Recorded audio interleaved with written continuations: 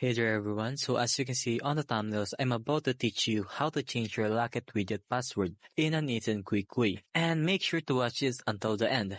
There might be some important information you need to know. So without further ado, let's get started. Alright, so first of all, open Locket app on your phone. If you're already logged in, tap on your profile icon or go to the settings, tap left or tap right. So first, here's something you need to know. Locket doesn't use traditional password. It uses your phone number to log in with a verification code, so there is no password to change, but you can reset your login if needed. So if there is no direct logout option, uninstall and reinstall the app. Open Locket again and tap Get Started. Enter your phone number, and after that, Locket will send you a verification code by SMS. Enter the code to log in back.